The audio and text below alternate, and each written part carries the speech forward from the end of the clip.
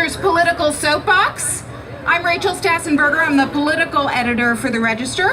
And let's just first go over some ground rules. You can cheer, but do not heckle, because Iowa Nice will take over and you will be shut down. Yeah. We have Eric Swalwell here. He's been in Iowa a lot, and you know what that means, guys, so let's listen to him. Thank you. Good afternoon.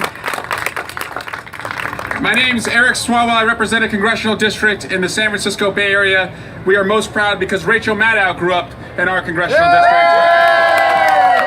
But thank you to the Register for hosting this, because the Register, like so many newspapers across America, are not the enemy of the American people. They are the voice of the American people, and we must make sure that it's true here and true everywhere. And I came here today on this soapbox to tell you I have hope for Iowa and I have hope for America. And here's why. Right now, today, there's only one Democratic member of Congress in Iowa, Dave Loebsack. We must protect Dave Loebsack, but we can sweep this state and elect Cindy Axne to Congress. We can elect Abby Finkenauer in Eastern Iowa. And yes, Iowa, we can beat Steve King. And Own the king! Everything that I learned about hard work and civic engagement started right here in Iowa. My dad was a police officer in Algona. My mom worked very hard to raise us boys. She had wedding cakes that she made in the kitchen, dollhouses that she made in the garage, and ran a very large unlicensed daycare facility. We had kids like running around everywhere. But when my dad would bring that police car home every day, I would say to him, "Dad, I want to be a cop just like you." And he would say the same thing to me each time. "Son, it doesn't work that way." And what he meant, and what he and my mom went on to show me, was that they worked so hard, they dug so deeply, and sacrificed everything because they wanted me to be the first in the family to go to college. That's the American dream. It's at the center of our identity, that if we work hard, we can do better for ourselves and dream bigger for our kids. And I'm afraid that today in America, we are seeing that wages are going down, people are working harder, but they're just running in place. Folks, it's the Trump slump. And we need to get out of the Trump slump. We need to refine our confidence in America and make sure that hard work adds up to something.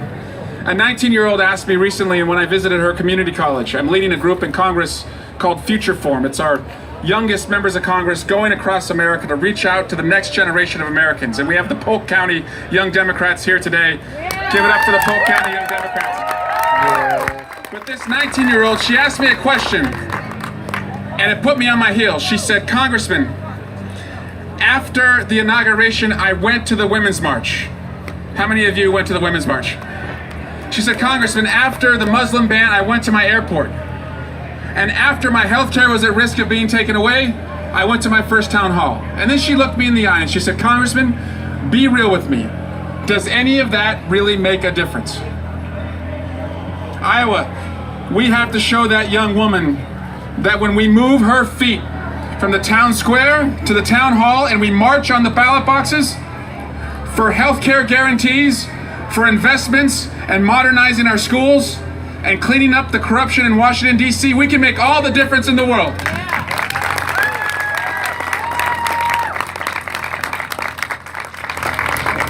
Here's what we have to unite around in 2018. We have to tell every American that you have a health care guarantee. If you are sick, you will be seen. If you are seen, you will not go broke because of it. It's time that we join the rest of the free world and have Medicare for all.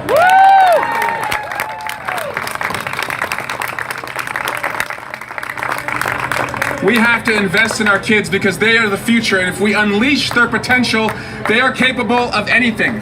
That means an infrastructure plan includes modern schools in every communities, not just the wealthy communities, and that we value the teachers who prepare our kids.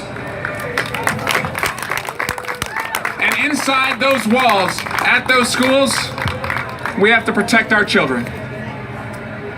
Next week, many kids across America will go back to school, and they're going to be filled with anxiety again. When a book drops, when the fire alarm goes off, They're filled with fear. Our children have a right to learn. They have a right to go home. And their right to live is greater than any right afforded in the Constitution. We have to pass background checks on every firearm purchase and take the most dangerous weapons of war out of the hands of the most dangerous people. We can do that and protect our kids. Protect each and one of you and your families. And when it comes to those tax cuts, guess what? 80% of the benefits went to 20% of Americans. So everyone on the top floor of every building, they're reaping the benefits while everyone else on every other floor works just as hard and they get nothing. That's not fair. We want our businesses to compete, but we should tie lower taxes to profit sharing and equity sharing so that the hard work adds up. In Iowa, if we're going to address healthcare issues, if we're going to invest in our kids, we have to get rid of the structural issues that hold us back. That means scrubbing our country of dirty, gerrymandered maps and dirty outside money. Iowa, you do it right. You have independent commissions to draw your maps. Every state in America should do that, so it's a battle of ideas, not politicians protecting their friends. When it comes to the dark money, your voices are being silenced. You know that what happens in Washington, D.C. affects you and your family, and whether your hard work means anything. But outside voices are spending more money, so we must strip down to the studs the Citizens United ruling. We must move to a publicly financed system so that your voice counts, your voice is heard, and your voice changes America. We've got about 80 some odd days to go until we start to see change in Iowa and change in America. And along the way, we must keep resisting. It's your resisting that is working. If the president tries to put a wall on our southern border, we must resist. But it's the walls that we can't see that are just as harmful. If he tries to put a wall between a woman and her right to make her own health care decisions, Iowa, we must resist.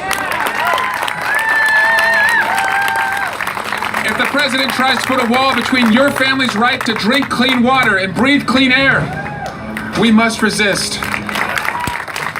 If he tries to put a wall between a mom carrying her beautiful baby and a community that wants to welcome them, we must resist.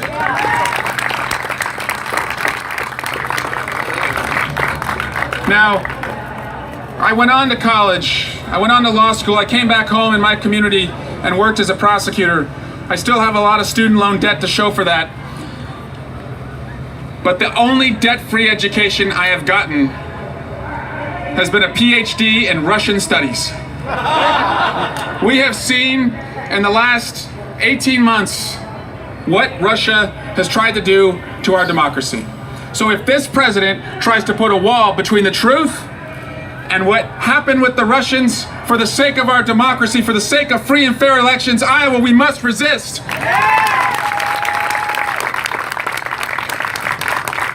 You know, I thought for a long time that the Russians sought to help Donald Trump because they wanted something transactionally out of it. Then I came to realize they actually don't think they're going to get anything out of Donald Trump. Vladimir Putin knows that this president could not organize a 2-car funeral. The reason they attacked us, the reason they sought to help Donald Trump, was because they wanted to attack the idea of America. The idea that no matter who you are, what means you come from, who you worship, that you can become anything. And if that is true here, that can be true anywhere, including Moscow. And the best way to make sure that does not go to Russia is to beat it at its origin and turn us against each other. So I wrote legislation after the attacks, modeled on the September 11th commission, to have an independent commission to tell you what happened and to make sure our leaders put in place reforms so that our democracy was never attacked again.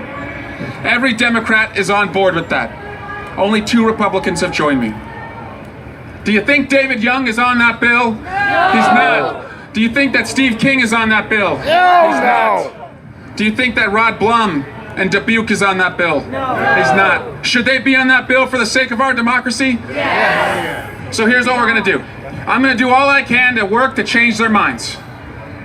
But I'm realistic. And I know that what we really have to do over the next 80 days is change their seats. Yeah. Change 23 seats across America.